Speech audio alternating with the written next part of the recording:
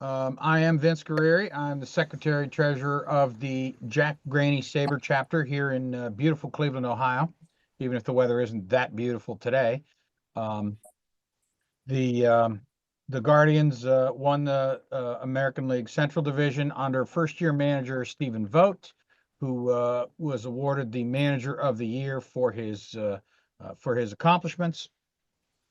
They beat the Tigers in a barn burner of an American League Division Series, went the full 5 games, and then succumbed to the Yankees in the American League Championship Series, also in 5 games.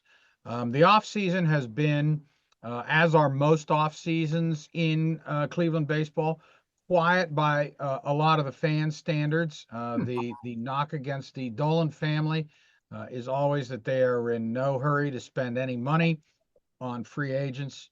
But they have been making some moves, and a lot of them involve a lot of variables to put it mildly. The big moves for the team is that Josh Naylor and Andres Jimenez are both gone.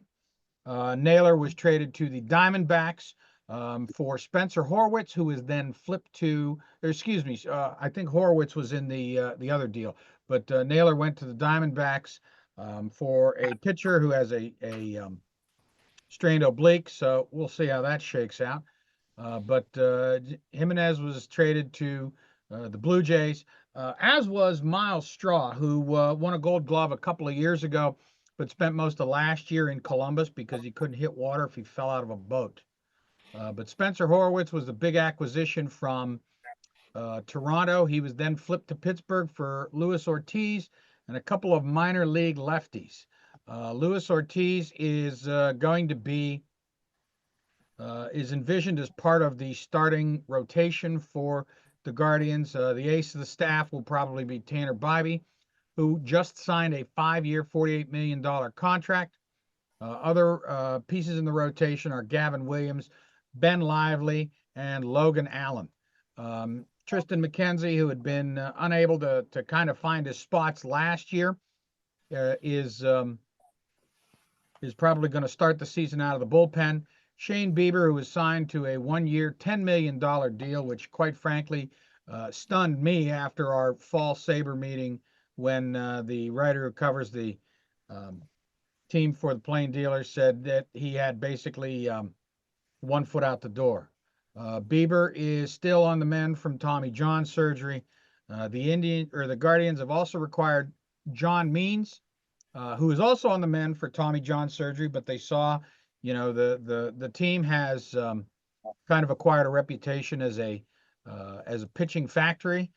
So he felt like he liked his odds there.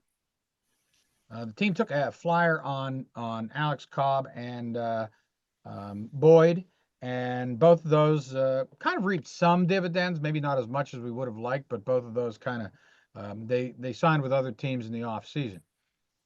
Carlos Santana is returning for his third stint in Cleveland. It sounds like, and I'm not sure how on board I am with this move, but they don't pay me to make these kinds of decisions. He's probably going to supplant Naylor as the, I don't want to say everyday first baseman, but probably play more than he doesn't. And in this summer's Hall of Fame inductions, CC Sabathia is among the players who will be recognized in Cooperstown. CC obviously played a significant portion of his career with the Indians. And broadcaster Tom Hamilton was awarded the Ford Frick Award, and he will be recognized during the inductions. I was actually very pleased to have been able to talk to him about that for a forthcoming article for Ohio Magazine this summer. And that is just about my time. Okay, thank you. I appreciate the summary. The Guardians are always up to interesting stuff. That's And certainly one way to put it. yeah, well, I mean, they've reached the point, they reached, of course, the point many years ago with me that when they do something that has you scratching your head, I assume they know what they're doing, even if I can't figure it out. Oh yeah, they've earned the benefit of the doubt over the last really 20 years. Right, right. They are. And you see Ken Rosenthal wrote, I think it was today in the in today's notebook on The Athletic that basically people, tout and praise the Rays for their small market competitiveness. He didn't really say that the Guardians were better, but he said they should be praising the Guardians as well because the Guardians figure it out every year. Now, I would point out to Ken, who I admire greatly, tremendously, that it's a little bit easier to compete in the AL Central most years than in the AL East. But still, the point is well taken. The Guardians have, on a budget in a small market, really done exceptionally well. And I feel like, like you said, it's all you got to do is build a team that can finish above 500 and let the chips fall where they may in that division. Because Yeah. I mean, how many times have we seen not the best team win a World Series, but a team that got hot at just the right time? Right. Well, that's increasingly getting to be the MO for a lot of clubs is why spend all the money to win 98 games when 92, 90 will get you in the postseason and you just want to get hot from there. Um, okay. All right. So Casey is up next. Roger, I believe you're the Yes. man at the mic. Nice to meet you. Nice to meet everybody. I'm Roger Erickson. I'm the chapter president of the Monarchs chapter. And if you listened last year, there really wasn't much of an upbeat for the Royals. I mean, 56 and 106 will do that. So what did I spend most of my talk on last year? A stadium issue. Well, the stadium issue went down in flames due to some vocal protest against it. So now we have got a baseball team playing in Royal Stadium probably until 2031, maybe earlier when the lease goes out. But that's a story for another time. Matt Quatraro was a little bit upset after the Royals were beaten by the Yankees in the division series. And he went to work on the two major faults of last year's Royals teams. They were on base percentage and the bullpen. For the on base percentage, he traded Brady Singer, who threw 196 innings for the Royals last year, to get Jonathan India. India, whose natural position with the Reds was a second baseman, will probably be put in the outfield because of the Royals have Michael Massey at second base. India might spell him at second base for a while. So we took care of the on base percentage, not only with that move, but with the subtle move last weekend of picking up Mark Hanna, the veteran who mostly known for playing for the A's and the Brewers. As far as the bullpen, Carlos Esteves will come in, possibly to share the closer with Lucas Erceg. And the Royals look like they might contend for the division title against Cleveland this year. Although, really, an uptick of maybe 3 or 4 wins might do it for the Royals this year. For the fans in Cleveland, I've got to warn you, we may have a short series this weekend. Bad weather on Thursday and Saturday is expected. The key to the Royals is if they improve on their on base percentage, if Vinny Pasquantino is healthy, if Salvador Perez can still prove that he is like a fine wine, he improves better with age. The pitching staff if the pitching staff will continue to be good with Cole Reagans and the Waka and the others, we could have a return to the playoffs after 10 years in Kansas City. That's all I've got. Wow. Okay. Roger, it was nice of you to admit that, of course, last year you and I guess virtually everybody was way too far down on the Royals. Yes. But can I ask you about the stadium? I thought that the downtown ballpark proposal was going to fly.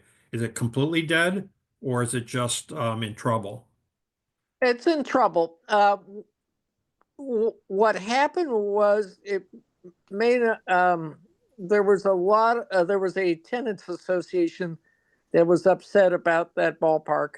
The ballpark location that is, and it's quietly been in the back burner. I mean, there hasn't been as much publicity as it was last year. Is at Washington Square Park, which is a little bit south of the major part of downtown. And there was a Chiefs blogger, interestingly enough, who suggested another site on the Kansas side. We used to have the headquarters for Sprint. Or I can come back up again, doesn't matter. Your choice. Let's do it now. Because then you'll have work.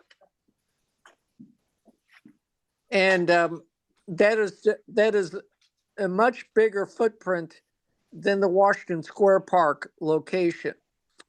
Although what they could do is there used to be an office building next to Washington Square Park that they could tear down. It was used for Blue Cross and Blue Shield Insurance Company, and they could get a bigger footprint down there. So those two sites are figured out. The third site that could possibly happen is over in Kansas City, Kansas, because they've developed that area with a speedway, a casino, outlet shopping mall, and there's a lot of vacant land still left from that. So quietly, it's been on the back burner, to be honest with you, and you really have not seen much publicity about it since it fell in 2024. It was just a poorly worded issue, and there was a lot of anti-stadium sentiment, primarily because the people in Jackson County, which is the county for Kansas City, rightly or wrongly thought that they just faced 100% increase on property tax values, and they just didn't want to be taxed anymore. Okay, well, thanks for that update. Yeah. I'm hoping that they get one of the downtown sites, although of course it depends on a lot more than what preference is for some out-of-towner like me. I was there in the summer of 23 and visited some of the sites that were being talked about then, including one on the north side. And I thought the downtown sites were more attractive. All right, so the Tigers are going to be next. I am representing the Tigers tonight. So let's see, I want to clock myself in to make sure I don't go too long. Tigers optimism in Detroit is sky high. Tigers fans are really hungry, and last year's magical run to the playoffs, completely improbable, has, I think, way too many people thinking it's a lock they get into the postseason, and they are bound to make a much deeper run than last year. I keep telling people, remember that 2006 team? It was magical. What was the next year they went to the postseason? Most people don't remember it was 5 years before they went back to the postseason. Now, I did go to game 163 in 2009, but that's still not, that's close, but that's not the postseason. And of course, they never did win a World Series in that streak, and it ultimately cost Dave Dombrowski his job. I think the Tigers have a really attractive club. That's one thing, is that the club is young. They have a lot of mediagenic players. They have a superstar in Skubal. They have a budding superstar in Riley Green. They have attractive young players. They have top prospects on the rise. Depending, excuse me, depending on the rating service, they were rated anywhere from number 1 to number 7 this spring in their organizational strength. They have some really, really impressive prospects: Jackson Jobe, Max Clark, whoever is. Gamma Patton? Yeah, 1 in every PM. Tom, can you Hang on, I can mute you. Okay, sorry. Um, and of course they have more on the way, but that doesn't mean they're going to win. I mean, this is a hellaciously attractive team, but I saw just to mention one prognostication from a really reputable source, Baseball Prospectus, had him, I believe, at 79 wins. Hang on, I'm letting some more people in the waiting room. And that's realistic. I think it's very realistic. I don't think that this is a 100-win team. I think if the Tigers are lucky, Tigers fans are lucky, it's a 100-win team in 2 years, where they could peak, 2 or 3 years, they could peak and demolish people like the 68 team and like the 84 team. Of course, in 3 years, it's highly likely Scooble will be gone, and it's going to be hard to replace him. I don't know about any of you other graybeards out there, but I really think Scooble is the modern incarnation of Sandy Koufax, both for how he's dominating and the way he pitches. Um, so the Tigers, I think their strengths are their starting pitching. Bringing back Flaherty was a coup. Of course, that's assuming Flaherty is the Tigers Flaherty and not the end of season sort of run out of gas Dodgers Flaherty. If he's in between, that'll be fine. But if he's the end of season Dodgers Flaherty, that's not going to help much. Their starting pitching is really impressive. They have a lot of talented youngsters who could really overachieve. They have a brilliant manager, in my view. I was a bit skeptical when they brought in Hinch, thinking he was just being brought in because of reputation. I am absolutely impressed with him. I think he might be the best manager in Tigers history. They also have a brilliant, well, I want to call him a general manager, but he's not, of course. He's the president of baseball operations, Scott Harris, who I think has done almost nothing wrong in his time here. Now, of course, that can change. You can make one clinker, I suppose. You know, the Maeda deal wasn't fatal, but there could always be a Javi Baez deal. There could be a bad trade. There could be just a missed opportunity. He's played it his cards very close to the vest. I appreciate that. The Tigers, since Dombrowski came on board so long ago, so it was what, 23 years ago, the Tigers front office does not leak. It's amazing how tight it is, and you do not get the kind of internal leaks that make for interesting reading in the press, but sometimes create dissension on the team. I believe pitching coach Chris Fetter is a secret weapon. Maybe not so secret now, but I think he is absolutely brilliant. There could be a couple other pitching coaches out there as good as he is. I haven't seen them yet. But then again, I don't know all the 29 other pitching coaches as well as I know Fetter. I think the Tigers have some perplexing weaknesses. One is fielding. They actually were a pretty good fielding team last year with all the problems, but you now have potential in the infield to have minus fielders at first, second, and third. Colt Keith wasn't great at second, but at least he had some experience there. He's now going to be asked to play first for the first time. Of course, Spencer Torkelson wasn't very good there, so it's not like he would be a downgrade from Torkelson. Gleyber Torres is not known for his glove. Nobody calls him clank clank that I'm aware of, but it wouldn't take him too many years for people to be using that phrase. And then at third base, we don't really know who's going to play regularly, but it could be a cast of characters that will prove to be minus fielding. Short looks like it's okay, but okay assumes Javi Baez is healthy and Trey Sweeney field like he did last year. I think Sweeney's fielding isn't the issue. I think his bat just may be unplayable.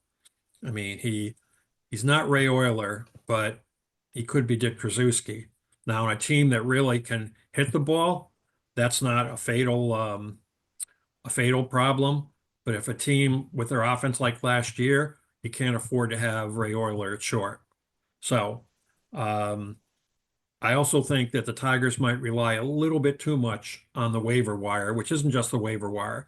It's reclaiming people and trying to turn people who've had a downturn in their career because of age, because of injury, because of poor pitch selection, whatever, and turn them into something that's either playable or tradable. And I really appreciate that, but at some point you have to really just spend the money to fill your holes. So I'm optimistic. I think the Tigers will go to the postseason, but in the postseason, anything can happen. You can ask the Astros last year about getting upset by a team that wasn't nominally as good. And I am one who ran long. So, all right, folks, thanks for your patience. And it's the Twins are up next. Yeah. Hi there, folks. Sorry, go ahead, Gene. Hey, John, thank you. I think I might have indicated you the wrong time for the meeting, so I apologize for that. No, I think it was my bad. So I'm Oh, good. yeah. Yep. Great. Well, we'd love to hear your insights on the Twins for everybody, and I'm sure everybody is anxious to hear how you feel the Twins will recapture the division this year. That's right. So, Minnesota Twins are a organization both on the field and off the field that are in a holding pattern right now. They are kind of treading water. Off the field, the team was put up for sale this season after 40 years of being owned by the Pohlad family.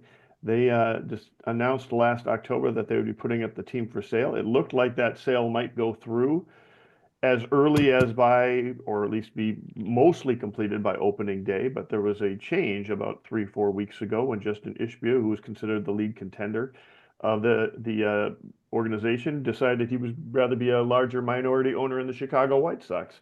So as such, that is sort of seems to be back to the drawing board, more or less. They claim that they still have some suitors to buy the team, but things have definitely slowed down in that regard. And as a result of that, the offseason, both this last offseason and even the previous offseason, and also the previous trade deadline, have been fairly quiet for the Twins. So when I say this team is in a holding pattern, I mean that you're returning almost the entire team that went 70-53 and had a 95% chance of making the postseason by the middle of August, but also then went 15 or no, let's see, yes, 12-27 at the end of the season, had a complete collapse and ended up missing the postseason by a couple of games and ended up fourth in the AL Central. I guess I'll just kind of walk through the areas of the team. The lineup is highly dependent on a couple of veterans who have not been particularly healthy. Byron Buxton in center field, and Carlos Correa at shortstop. Their big third wheel on that is supposed to be Royce Lewis, who's I think in about his third year, but none of those years have been healthy. Over the course of those 3 years, he has now played, I think, something about 180 games, 160 games over those 3 seasons, and he got hurt a week before spring training ended, so he will not be beginning the season on the opening day roster. He's the Twins' third baseman. So instead, you're going to see. They'll be joined. I guess I'll start with the rest of the core. Top 5 guys are also going to include Matt Wallner, who was a rookie 2 years ago, had kind of a great early rookie season, struggled early last year, got demoted to St. Paul, and then tore it up again at the second half of the season. They've got high hopes for him, and you're going to have a 6'6" large guy playing leadoff hitter for the Minnesota Twins and playing right field. And then in left field, you're going to have the cleanup hitter, who is Trevor Larnach, another guy who had kind of been back and forth between St. Paul and the majors, never really had a lot of success, or never had breakthrough success, but lasted the whole year last year, put up pretty good numbers, and I think he's going to be needed in the 4 spot to sort of break up the 3 big right-handed hitters of Buxton, Correa, and Lewis. Filling out the rest of the lineup, you've got going around the lineup with Royce Lewis out. I think Jose Miranda will be playing third base. Ty France, who is a free agent signee and the last minute just before spring training for $1 million, is probably the Twins' first baseman. He's replacing Carlos Santana. That's almost definitely a downgrade given what we saw from Santana last year. At second base, that's been the open position for competition in spring training. And I think the answer to that is going to be Edouard Julien, who looked fantastic in 2023, was absolutely terrible. He had just terrible year in 2024. They are hoping he can bounce back. The other option there is potentially we could see a lot of Willie Castro, who have had sort of a couple breakthrough seasons here with the Twins. He ended up being the team MVP last year. He plays every position, but I think they'd like to have him be in that role where he plays every position, gives lots of guys a rest when they need it. And then at DH, I think you're also going to have sort of a rotating group of players, potentially Mickey Gasper, who the Twins traded for from the Boston Red Sox, potentially Harrison Bader, who is the Twins' biggest offseason signing and is essentially kind of replacing Max Kepler on the roster. I don't think Bader would. I think if Bader is in the lineup, he would not be playing DH. He would probably be playing defensively in the outfield because they really like his glove. I mean, it's Gold Glove center fielder. He'd probably be playing left field if Buxton's also out there. But then that would move Larnach or Wallner into the DH spot to fill that spot. And then the catchers are Ryan Jeffers and Christian Vasquez. Vasquez had a terrible year last year. Jeffers had a pretty good year last year. He had an amazing start and then kind of fell off for the last 3-4 months of the season. But I think they've got a lot of faith in them. This was Vasquez's last year of his contract with the Twins. There were a lot of rumors about him and or Chris Paddock being available in trade during the offseason. The rotation, they're basically running it back exactly what they had about May of last year. They'll lead with Pablo Lopez, Bailey Ober, and Joe Ryan. That's sort of their big three. Chris Paddock is back and healthy after he pitched basically April and May, maybe part of June last year. Then ended up getting hurt, never really returned. He's in the last year of his contract with the Twins. They're hoping they can squeeze some value out of that, of a contract extension he signed. And then Simeon Wood Richardson, the big surprise last year, who ended up holding down and making 30, maybe something like close to 30 starts, 25, 30 starts for the Twins last year as a rookie. Had a breakthrough year. Not necessarily the highest upside guy, but somebody who can hold down the back end of the rotation. And then the Twins are also just very excited about two of their, actually several of their guys who are going to be pitching for the St. Paul Saints in AAA last year. Both David Festa and Zebby Matthews were promoted last year to help out a rotation that was banged up at the end of the season, got some major league experience underneath them. They both, well, Zebby Matthews looked particularly good in spring training, and David Festa showed a lot of promise last year. So the rotation is actually very deep, and I wouldn't be shocked if at some point we hear about the Twins potentially having some players available on the trade market at the trade deadline, providing some starting pitching for people. And then finally, the bullpen, which was supposed to be fantastic last year, ended up being pretty good last year. Now is projected to be one of the better bullpens, and it could be, but they're already also being hit by injuries. That the name everybody knows is Joan Duran, who used to throw 104 miles per hour. Lately, he's been throwing closer to 100 miles per hour. That has some people concerned, but he still seems to be effective. The real star of the bullpen right now is Griffin Jacks, who's taking over high leverage situations in the setup role. And then after that, be the only real change. They've got Jorge Alcala had a pretty good year last year. Cole Sands had a pretty good year last year. They replaced their left-handed reliever. Caleb Thielbar has been the left-handed reliever for the Twins for several years. He left as a free agent this year, and they replaced him with Danny Colomb, who was also a Twin as recently as 3 years ago, before they let him go to Baltimore right after spring training, and he ended up thriving in Baltimore and came back to the Twins on a $4 million contract. So Rocco Baldelli returns as the manager. Derek Falvey is no longer the general manager. I guess Thad Levine was the general manager. Thad Levine left the organization, and Jeremy Zoll has taken over as general manager. Derek Falvey, who's the chief of baseball operations, and everybody thinks of as sort of the general manager role, is now actually not just the general manager. He's also president of the Twins. He's overseeing both the business and baseball operations sides for the Minnesota Twins. And so that is also something that we'll see what happens when the sales of the Twins goes on. I think the over-under in Vegas for the Twins this year is 83.5 wins. That is also the over-under for either 82.5 or 83.5 are also the over-under for Detroit and for Kansas City and for Cleveland. And so I think the AL Central is absolutely up for grabs with the exception of the White Sox. Thank you, John. Appreciate that. I will say I always wonder when somebody leaves an organization and somebody else takes on their job for more than a very short interim period, what they were paying the other person for.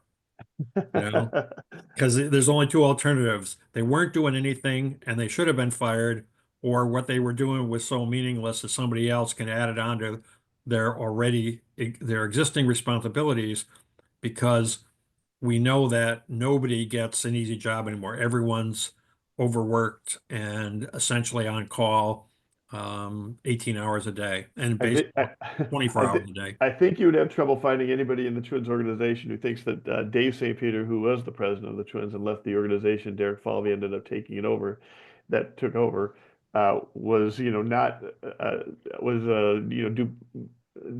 duplicative or something, because the fact is he had his fingers in a lot of things with the organization. But the Twins have had some big stumbles on the business side recently. The biggest one, which seems to be an industry-wide stumble, so I'm not sure how much you can blame the Twins, is the television deal, Right, which the just was a RSN. complete disaster last year. Not only did they not get the money they were hoping to get, they ended up not that the channel they ended up getting some money from ended up being kicked off of the primary cable provider in the Twin Cities and the primary satellite provider in the Twin Cities. So for a good chunk, basically the entire time the Twins played good baseball, they were not on television, and they managed to get back on television just in time to fall apart.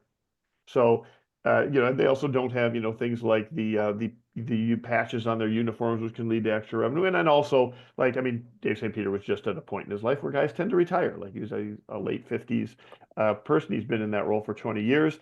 I think there had been plans for him to be kind of finding a replacement for him for several years within the Twins organization. I had heard several names and several pieces of speculation from people within the organization who would end up replacing him in that role.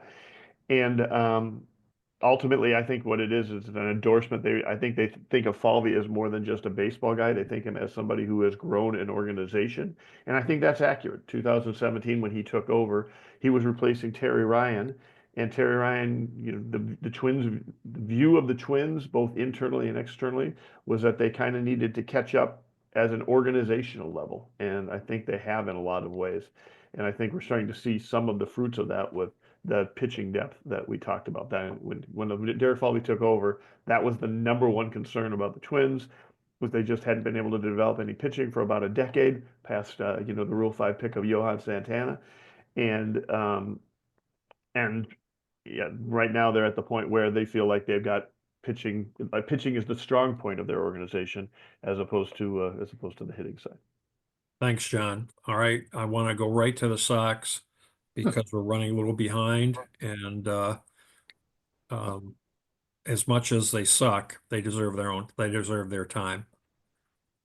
So this is Richard Smiley. I'm with the Chicago SABR chapter, the Emil Roth chapter. And I'll be quickly going through the White Sox. And when we all lap you this year, won't you all be surprised? Hey. So Are you putting money on that, Rich? I'll put a penny on it, sure. Depends on the odds, right, Rich? Yeah, and yeah, I'm wondering, is it possible for me to share a slide? It's not essential, but if I allowed it. I'm not sure if you can because I've never done this in these chats, but I oh allowed yeah, it. it's letting me. It's letting me. So I'll put this up. It's not. I don't have much. I really got just like as you can see, a title slide, and then it's just 3 slides. So I'll be quick. This will just aid things. I'm just gonna do this in 3 pieces. And so what you should see on the screen is the 2024 recap. So as we know, the Sox last year were historically bad, losing 121 games, which is the modern record for losses. Although I I think there were worse teams than them. Their winning percentage was better than the 62 Mets, so they kind of avoided that in me. But the team was made up of, let's start with a real bad offense. The basically the lowest in all these categories: 500 runs scored, 7 runs scored. That was 100 runs less than anybody else in the AL. 133 home runs, 221 batting average, 278 OBP, 340 slugging. These were all American League lows by a wide margin. So they had a horrible offense, bad defense, just even the standard, defensive efficiency was bad. Minus 87 defensive runs saved. That's really bad. I mean, it's just like, these awful. The bullpen, a 36% save percentage. Typically teams have like and averages around two-thirds. You save two-thirds of the game. They they barely saved one-third of their games. And then, even when they had leads, they'd blow half of them. I think last year, what I remember more than anything is their first series against the Chicago Cubs was in the middle of summer. It was a two-game series. And after they set up both starters to win. Going into the sixth inning, and this was at Wrigley Field, they had 5-run leads in each game. And back to back, they blew games with 5-run leads. And I thought that just was typical of the whole season. It just was bad. But the rotation was okay. And in fact, at least performance-wise, until he got traded, Eric Fetty was performing as one of the better pitchers in the American League, as was Garrett Crochet. And then they traded Fetty at the trade deadline, and they didn't trade Crochet because they didn't get the deal they wanted, but they drastically reduced his innings and usage. So he went from being like, an every fifth day guy pitching a normal amount in innings to pitching once a week with like 3 or 4 inning starts. And it just like, so he dropped out of Cy Young contention and all that. And they got the deal they wanted in off season. So anyway, so that was 2024. You look at 2025's team, and I'm not sure they really improved on any of that, except I suspect the starting pitching will be worse. So you'll see my conclusion in the middle. But basically, the 24, those are the departures of people that contributed significantly. They got rid of a good chunk of the team, including Gavin Sheets, Nicky Lopez, Paul DeYoung, Tommy Pham, who they got. They didn't get instantly, but they signed him like 3 weeks into the season, and he was a real good hitter and contributor, and then they just traded him at the deadline. Of course, Eloy Jimenez and Juan Mercado, though those two had actually checked out a long time prior. Chris Flexen, Garrett Crochet was traded. Eric Fetty was traded. Mike Soroka was an innings eater, and Kopech was traded to the Dodgers. And so, Kopech got a World Series ring. The guys who stayed did not. Needless to say. So this year, the addition, they got Martin Perez, veteran pitcher for the rotation. They picked up Michael Talkman, who will probably start the season on the injured list. Josh Rojas, who will probably start the season on the injured list. Those were actually like free agent major league contract signings. And then also they supplemented with Austin Slater, Michael Taylor, and Bobby Dahlbeck, who are still not really on the roster. They're all non-roster invitees, but it really looks like they're all going to end up on the roster just because of injuries and stuff that they'll probably at least be playing on the opening day roster to supplement the outfield. At least to start the season, the only real additions from they've got a good young core, but it's going to be starting. Sean Burke is the opening day starter for the White Sox. They picked up a guy named Shane Smith from the Brewers as a Rule 5 draft pick. It was thought at the time they got him that, this guy potentially could be a good, useful baseball piece, a good, useful bullpen piece, and they might be able to keep him. And so they put him in in spring. And from the time they acquired him to now, he gained about 4 or 5 miles an hour on his fastball. And in fact, they stretched him out. And now he's going to begin the season as the 5th starter in the rotation. So, they're going to have those two real young players in the rotation supplementing Jonathan Cannon and Davis Martin, who are kind of young from their system. So, and then the other guy, Miguel Vargas, when they made the trade that sent Fetty and Kopech out, they got this highly touted prospect from the Dodgers, Miguel Vargas, who did nothing, who didn't hit. But for those who follow analytics, I haven't seen anybody who doesn't do these, who are the breakout people for this year, who doesn't say, oh, it's Miguel Vargas, because all the peripheral stats suggest he's going to be good. And Vargas actually is going to be their starting third baseman. And he's hit some homers in spring, so we'll see.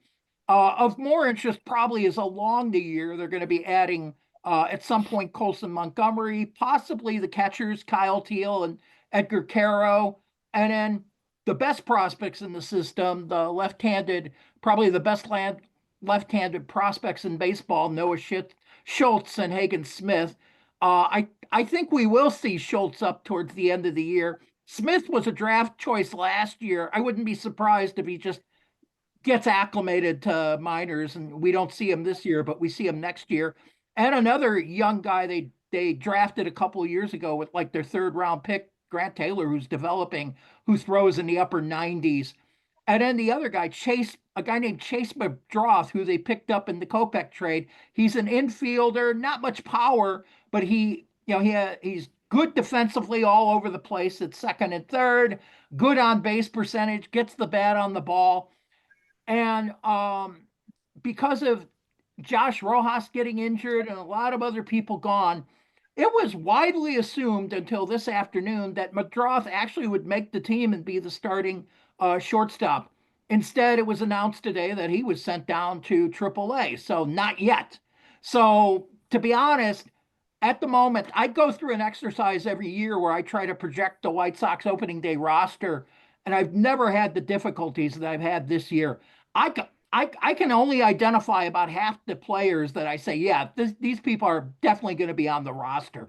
I have no idea who they're putting in for the bullpen. They still got like 20 guys in camp that are like 15 that are eligible for bullpen slots, and they haven't tipped off one way or another who they're actually going to let be in the bullpen and who not. So it's and anytime I've seen somebody guess that, oh, this guy's definitely going to make the team on the bullpen, yeah, he's sent down 2 days later. It's just like, it's going to be everybody's surprise. And the other way of thinking about the roster is a lot of people suspect, as there's a lot of cuts being made, that the opening day roster on Thursday may contain 2 or 3 players who aren't even in camp now, that just pickups from other teams.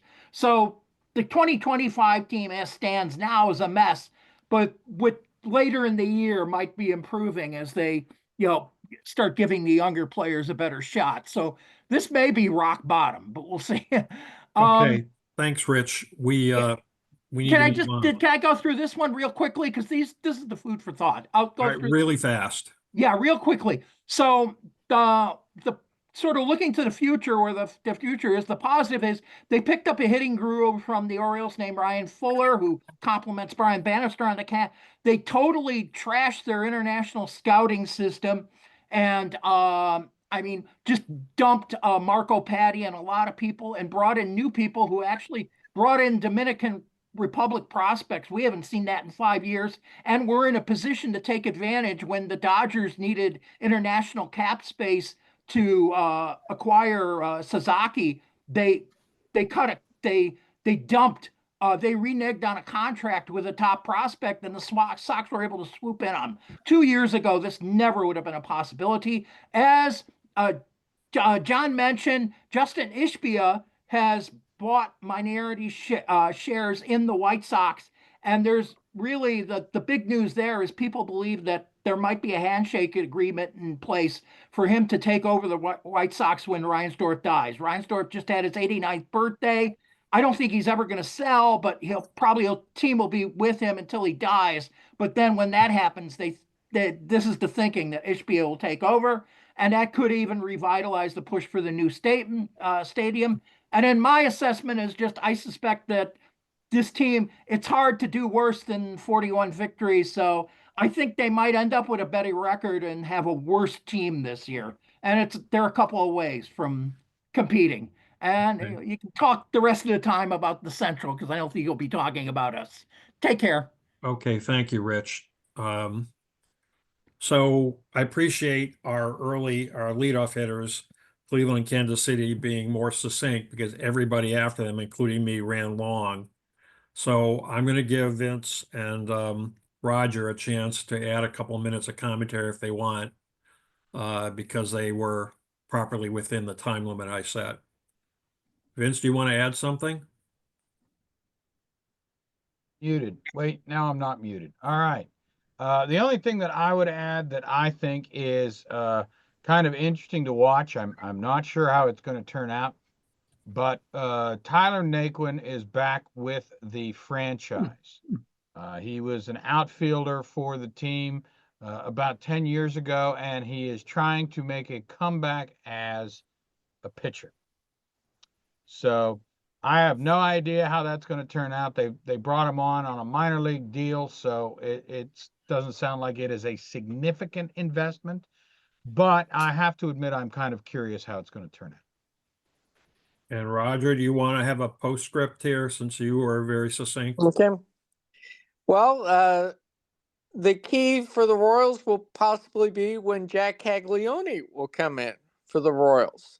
The number one draft choice from 2024 will probably start the season in Double-A. If Pasquantino's nagging injury lingers, we might see Caglione up early, but the Royals may pull a Chris Bryant and hold him up for that 5-year free agent bit. So it will be interesting to see Caglione, who hit two 440-foot bombs in Arizona. Of course, the air is thinner in Arizona than Kansas City. So we will see if Caglione can come up as the heir apparent at first base or not. The other key point will be, will Salvador Perez play 158 games like he did last year? The Royals you'll probably see him a lot at catcher and possibly at first base this year to give those knees a rest, because Fermin is probably one of the better catchers in the major leagues in throwing out runners. Okay, thanks, Roger.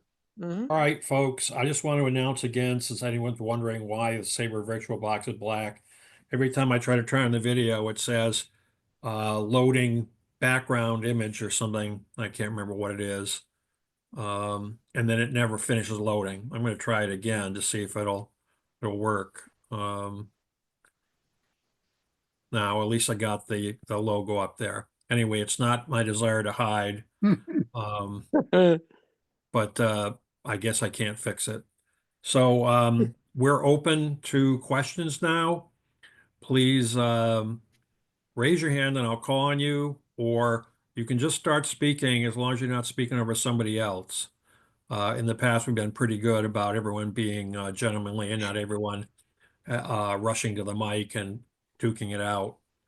Francis Kinlaw, I see his yellow hand up first, so I'm going to let him go first. Yes, well, I just wanted to say something very quickly, a bit off the subject, but I'm sure we all want to congratulate Gary on that Chadwick Award. I saw a comment in the chat, but that is well deserved. And Gary, I didn't realize you'd done so much till I read that summary of your background.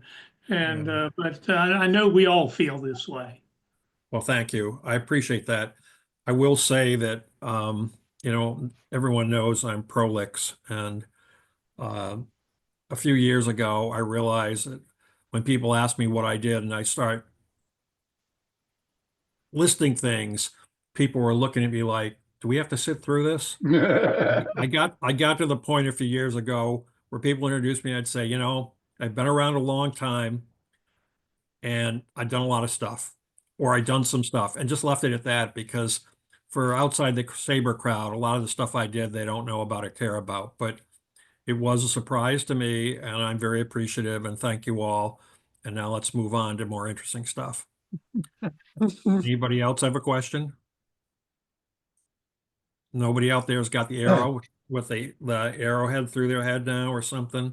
Gary, this is Joe Shaw. I'd like to ask the Minnesota Twins contingent their opinion of their manager, Rocco. What they think of him as the leader of the Twins. Well, okay, go ahead, Gene. You go ahead. Oh, I had a thought, John and Gene. Yeah, I think most of us feel like he's done a pretty good job. Obviously, he's gotten off to a hot start, 19 and 20, back-to-back divisions in his first couple years. And then it's become among a vocal minority a lot about, oh, Rocco's spreadsheet, this and that, where he does have to make a lot more decisions. The stereotype being, oh, he has such a quick hook, he doesn't leave pitchers in at all, when the stats consistently back up that Twin starting pitchers are pretty much left in as long as any starting pitchers in the league and as long as makes sense. So I think I'm part of at least the right side of it when I say I think we're still doing fine with Rocco and I think he's a pretty good manager. But it's been just a different experience for Twins fans to actually have a manager whose decisions you can even question, whereas Tom Kelly and Ron Gardenhire were much more other 20 hours kinds of managers. Okay, thank you. Okay, next questioner or commenter. Oh, Alan Anthony. Alan, thanks. Gary, my question's for you. Oh, good. It Hopefully about the Tigers. is about the Tigers. Good, excellent. Do you agree with Jackson Jobe being added to the roster, or do you think he could have used some seasoning in AAA? Can I say both? It didn't occur to me until he was added to the roster that the prospect promotion initiative or whatever it is, incentive, can put you in a position of rushing a guy too quickly. I was all for it when it was passed, and I'm still all for it. Because what we used to call eligibility gouging decades ago had gotten shameless. But in this case, I think you really could use a half dozen starts in Toledo. But it is what it is, and the value of getting that pick, if he stays on the roster the whole season, is tremendous. And he is a hell of a prospect. Of course, so was Spencer Torkelson, right? And so Right. have been a lot of guys. There's a reason they call them prospects. I find it interesting that even the best prospect prognosticators are wrong so often. And I'm not dissing them because I would be as wrong as they were if I tried to do it. But people don't go back and look at that. They look at what they're saying about the guys in the future. They never go back and say, how many guys did they get wrong? Yeah. And in a way, that's good. People are focused on the future, because without being focused on the future, a lot of us would be rooting for the Senators or the Browns or the 1940s Phillies, right? Is So, Torkelson toast, or do they still have hope for him? I think at the end of last year, they still had hope for him, but they needed to send him a message, and they did by moving Colt Keith to first. That was a big wake-up call. By all accounts, I did not get to Lakeland this spring, so I can't say from my own eyes, but by all accounts, colleagues, friends of mine who were down there, media reports, he took it to heart. He has changed his, I think, uncoachable attitude, where he was doing just fine. It would only take a few tweaks. He has re-engineered his swing. He seems more determined. He seems a lot more humble. Frankly, I think if he could learn to play a passable left field and right field, he would be a godsend just to play versus left-handers. Right now, he's only had a few innings in the outfield, and it's been an adventure. I'm surprised the Tigers didn't try that earlier, but I guess they wanted to see if he was going to improve his offensive prospects, and he has done that. He has hit very well this spring. I think the expectation is he's going to make the team, although Justin Henry Malloy at this point has more versatility defensively. So they do have hopes for him now. And I think at the end of last year, their hope for him was that he would do something like he did in the offseason. Take it seriously. He could no longer rest on that number one halo that he used to have. Next question or comment?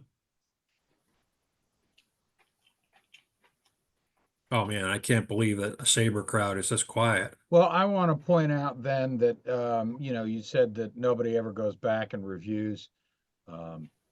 the calls that they missed, but there is actually a one of my favorite social media accounts is Freezing Cold Takes, and they dig up all of the um, uh, pre-draft information, season predictions, things like that that are just cataclysmically wrong. And if you are on social media, I encourage you to find them because it really does. I think my personal favorite is one of my former coworkers who said, yeah, Peyton Manning's never going to amount to anything.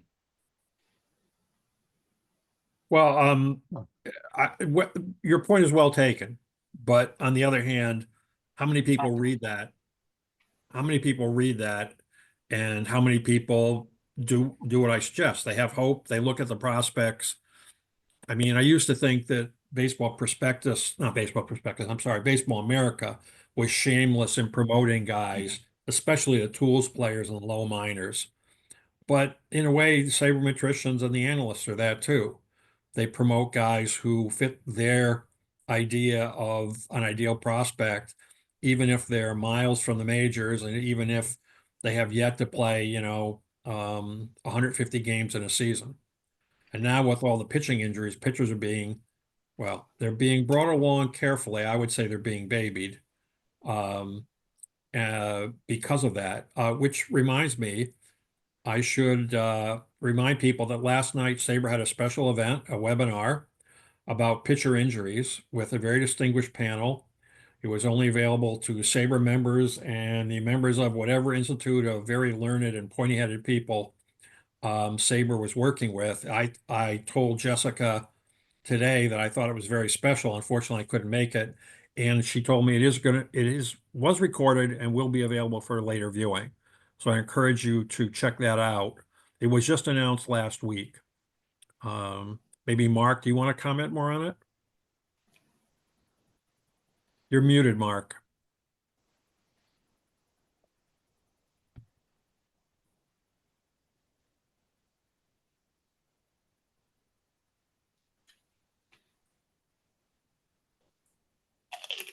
Gary, you must be talking to Mark Armour because I was not present there. So I don't know much more than Gary knows because it really did come. I think it was part of there was a presentation made at the analytics conference, which was just a couple weekends ago, and I think that is what led to this kind of getting thrown together. One of the guys on the panel gave a talk where he was suggesting using science, not just a fly-by-night idea like all the rest of us have.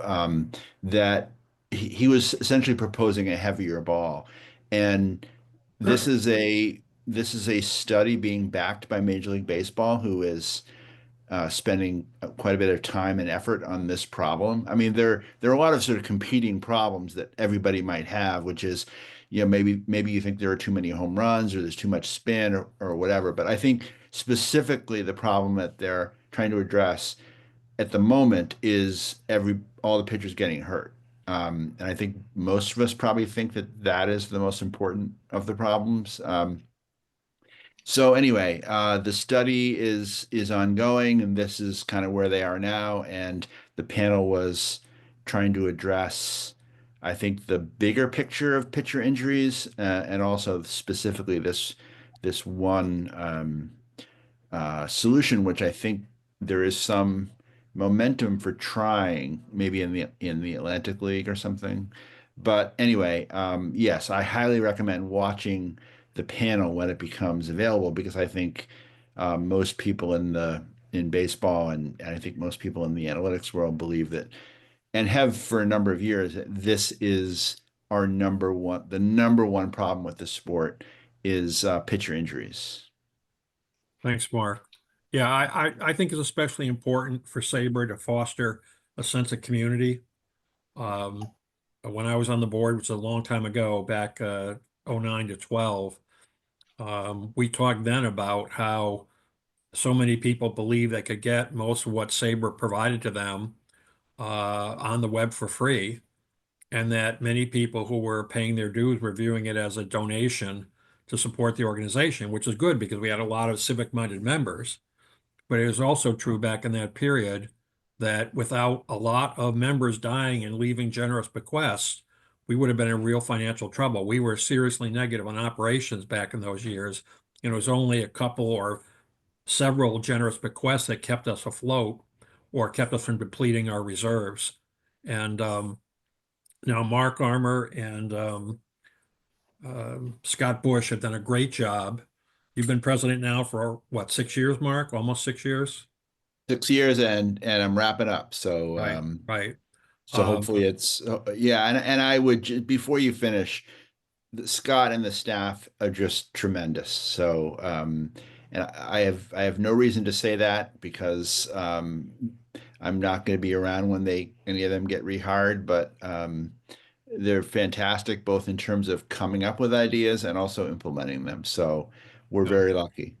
Well, this is one of the problems with the previous regime is the previous executive director hired a bunch of staff members who were either incompetent or just didn't do the job. I think both. And the only person from that regime who's still around is Jacob Pomrenke, who I would argue is the one keeper in that group. But I think personally, I talked to a lot of my members, and I think in a baseball crazy city like Detroit, which I would say is certainly one of the top 6 baseball cities in the country, to have our chapter have trouble getting people together anymore is just amazing to me. Now, maybe it was a combination of the pandemic and the Tigers sucking canal water. If that's true, we'll see this year. But we're going to have our first face-to-face meeting in Detroit on Thursday to watch the Tigers-Dodgers opening day broadcast. That'll be our first face-to-face meeting since 2021. And that sort of scares me. And that's mostly because I had no indication from members that they missed the face-to-face meetings. We've done pretty well on the web. We were the first, well, we were the ones to pioneer the joint chapter meeting here, and it's worked out well, I think. I believe we were either the first or certainly one of the earliest to do the book club on the web. We were doing them back before Zoom became an everyday thing. We were doing them on a free conference call. But that still doesn't substitute for in-person collegial, rubbing your elbow, talking to your neighbor, meeting new friends face to face. And I think that having more experiences that are SABR, form a SABR community that outsiders can't just have are important. So I'm sorry for that editorial because that's not about the 2025 season. But I will say that people don't know how bad the situation SABR was in back in about 2016 or 2017. The membership at that point was down to 50. Mark, was it 5,100 or 5,300? I think it was actually under 5,000. Right. And that which and one of the problems was that literally no one actually knew the answer to that question. Yep. It took quite a bit of time for Scott to actually unravel it because we had members who thought they were members, but they actually weren't paying dues because they had expired as members, and we just didn't know that and just were continuing to send them materials. So we had 4,800, I believe, paid and paying members, and now it's like 7,500. So yeah, so we're at an all-time high, and before Scott and Mark came in, we were at not an all-time low. We were below the level when I joined in 1983. And for an organization to be declining after 30 years was really troubling. So, all right. Again, enough for the editorial. I congratulate Mark. It is, he did a great job as president with a lot of help from a really good staff. And now it's time to get back to the 2025 season. Somebody else, Francis, did you want to ask another question?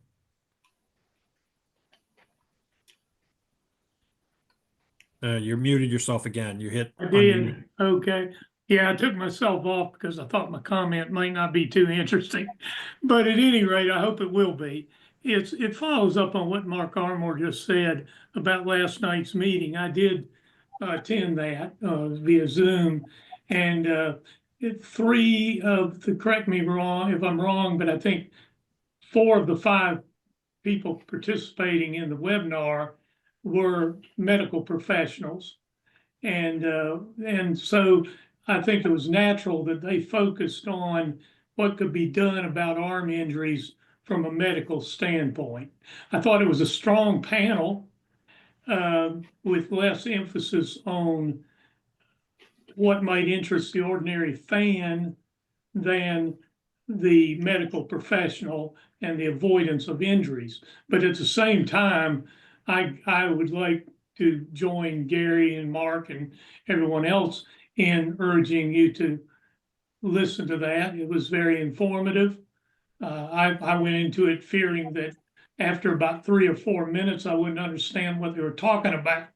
If they're talking about elbow injuries and so forth, but it was worthwhile. It was worthwhile, and it was a good, in my opinion, it was a worthwhile hour spent. Yeah, thanks, Francis, for the report. I want to also say something. My friend Mark Patterson made a comment about my talking about Spencer Torkelson saying that Justin Henry Malloy can butcher balls at more positions than Torkelson. But I don't see a lot of play in the chat in our meetings. Our verbal participation is really good. I don't see that a lot of people are in the chat room most of the time or looking at the chat. So I encourage everybody to look at the chat because a lot of times there's interesting points being made when either you can't butt in or be rude to butt in, or there's just something that's worth thinking about, not something worth taking the mic for. So, okay, next, who's got something to say? I treat it like the chat like footnotes when I write stuff for the bio project or the games project.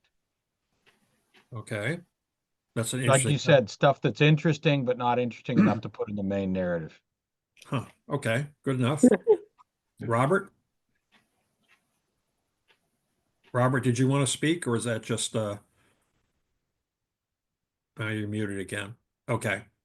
All right. So I did not chance to look at the Vegas odds. I've never placed a bet on a baseball game that wasn't either dinner or a glass of beer. But assuming that's true, that we have 4 teams grouped the same. Now, of course, that's the betting line, not their actual prognostications. I'm sure that the Tigers are boosted by the fact that so many Tigers fans are so anxious they're putting money on them.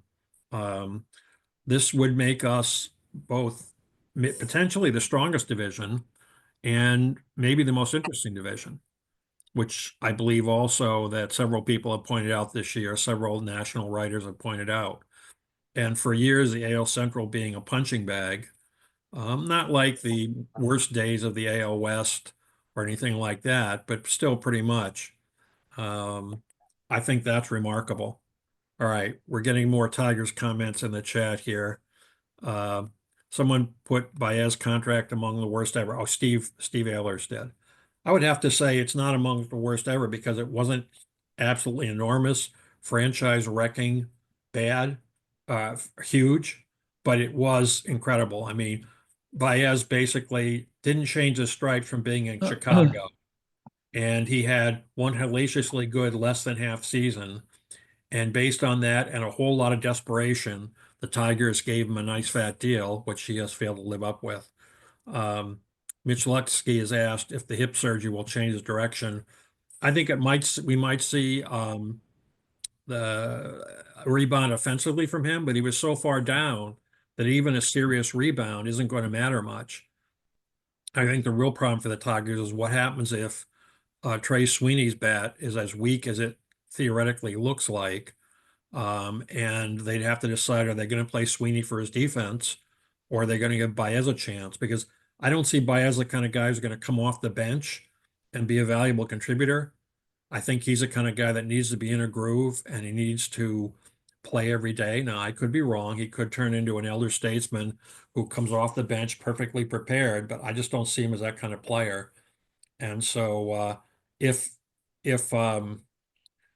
Sweeney is not hitting well, and then you put Baez in and he reverts to form, which is basically swinging at any slider in the zip code, what are they going to do then? Now they can play McKinstry. They have other options. And of course, Scott Harris, a master of fishing in the reclamation pond, as I mentioned earlier.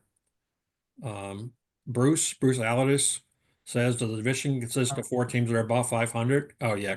Well, this is a common allegation that the AL Central teams look good because they can play the White Sox and beat up on the Sox. I think there's some truth to that, but I think these teams are pretty good. Certainly the Tigers surprised the Astros, and the Tigers fought the Guardians to game 5, and the Guardians are no slouch. So, I mean, there's a little bit of truth in that. We'll see this year. The best way to look at it is look at their interdivisional records, right? Because that wipes out the Sox. Just look at their records interdivision and interleague. Next comment or question? Gary, this is Joe Shaw. You talked about the Vegas odds. I took a look last week. I haven't looked this week at the Pacoda projections. And it's kind of interesting that it would surprise me that rounding off to whole games, they are predicting the Twins with 87 wins, Kansas City 82, Cleveland 80, and Detroit 79, and Chicago 62. So if you like Pacoda, you don't like Pacoda, at least it's a different perspective of saying similar to what you had. Other than Chicago, the teams are projected to be bunched pretty close together coming into the beginning of the season. Yeah, I had not looked at them. I told myself I should look at the other major projection systems before the meeting. I never got a chance to. I'm surprised Cleveland was that low. Yeah, I was too, quite frankly. I'm not surprised at a lot of the others. The Tigers have a potential to make a great leap forward, but they also have a potential to make a step backwards. And that's what happened a few years ago, where they had a surprising strong second half, and then they reverted, and that cost Al Avila his job. Of course, Al was living on charmed time there because he should have been fired several years earlier. So Mike Glassman writes in the chat, he's concerned about Meadows and Perez being hurt in center and not knowing who will be the everyday third baseman. Well, I think third base they can do by mix and match. And I'm not concerned about Wenzel Perez being injured because I think he's a good fourth outfielder at the best. It's Meadows is a huge concern because the difference between Meadows playing center field like he did for the last third of last year and practically anybody else except moving Riley Green over there is huge, absolutely huge. Manny Margot is a good pickup, but there's a reason the Brewers released him, right? I mean, he is a waiver wire guy. And Alan Anthony says Vierling will be a bigger loss than it may appear. I think that's true as well. When the Tigers made the trade, they dumped Soto on the Phillies for Vierling and Maton. I thought, okay, so they got a liability. A guy was going to crater, and he didn't quite crater in Philadelphia, but he wasn't that important. For a couple utility players, and Maton proved to be awful, but Vierling was a real keeper. I mean, he's one of the best utility players I've seen in a long time, and it appears he's legit, that he can legitimately play 5-6 positions, field well at several, field adequately at the rest, and he actually has got a decent stick. So Vierling, I think, is a big loss, especially given that Scott Harris and AJ Hinch love to mix and match. I mean, I think ideally they'd want every regular to play 3 positions at least adequately, and every reserve to play 5 positions well. And then they would, it's not quite like picking your lineup out of a hat because there's a science to it, but it sort of looks like that. They are constantly trying to get flexibility, as they call it, so they can do matchups, and they do the matchups well. And so far, it hasn't killed them defensively. I think the reason it hasn't killed them defensively is they can tell guys who aren't skilled at the position, who don't have good range, or who haven't played it a lot. They can tell them, here's where you play. You play here, and you'll do okay. And that's so important. So I'm going to give Stan. I don't think Stan has spoken up yet today. I'll give Stan from Toledo here. I've got a interesting thought here. due to how competitive the AL Central is now, who do you think leads the division in attendance? Which fans are going to show up more throughout the division? Any ideas, guys? One thing that always makes a difference is how the team did, because it affects your season ticket base. Right. And Twins have managed to turn theirs off last year and with a collapse. But just as far as, I don't know, the teams that win are going to get fans. And from the bottom of my heart, I could live a happy life from now on without ever having to talk about the Guardians' attendance again. It has become a topic of conversation among the people who cover the team. They go, I don't understand why people don't come out to see a winning team. Meanwhile, Cleveland is the poorest big city in the country, and ticket prices, while still a better bang for your buck than the Cavs or the Browns, still represent a decent expense. Well, and then we should also mention Cleveland led the division in attendance last year. Mm-hmm. I mean, they had 2 million fans. The Twins only had 1.95, and then I mean basically, Detroit 1.85, Kansas City 1.65, and Chicago 1.4. So, And that's the end result. But what happens is we get somebody when the team goes on a tear, and they say, why aren't people coming out to support the team? And the team has actually taken some really good proactive steps. They have admittedly shrunk the capacity at a ballpark. When it opened, it was about 45,000. I think they got it up to about 48,000. And now it's one of the smallest parks in the country. But one of the things they did is when school's still in session, weekday games start at 6 instead of 7. And they have really leaned into this idea of the ballpark as a gathering place that just happens to have a baseball game on. They made great strides last year, and I think the year before with the monthly passes. They offered a standing room pass, and it's something like $60 a month, and you can go to any home game with it. So that was one of the things that really did goose attendance, possibly more than the team's on-field performance. Yeah, the Indians, I think, have been very proactive. I mean, I've always liked I still call it the Jake, right? I always liked the Jake. I think it's a good ballpark. And you are hardly alone. Yeah, well, people reproach me for it, but in the case of calling them the Indians, that's a mistake. Case of calling it the Jake, that's deliberate. It's a good venue. There are knowledgeable fans. It's I think a great place to watch a ball game. On the other hand, people say the same thing in any city where a team starts winning is why aren't the fans coming out? And my response is always, just winning for 3 months or winning even for a year doesn't do it.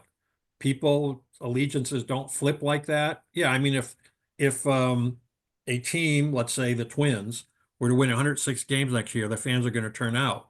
But it really takes 2 or 3 years of both winning and giving people the sense that this isn't going to end, that isn't just going to turn around and next year's team are going to be losers, for fans to come out even in bad weather, even with high ticket prices.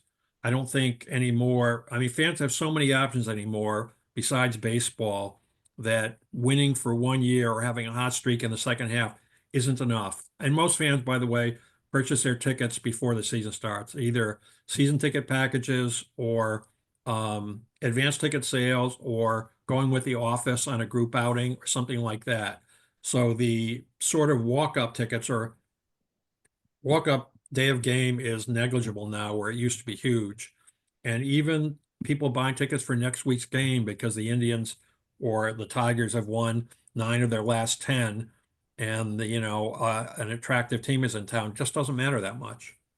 I heard from somebody in the Twins ticket office that 85% of their sales happen before opening day. I'd never seen that figure, but that makes sense to me, John. Yeah, I mean, so attendance is, you're right. It's a lagging indicator, right? It is something, success has to happen first, and then you'll see attendance hopefully the year after. Yeah. Okay. Joe Shaw's got his hand up, and so does John. We'll go Joe and then John.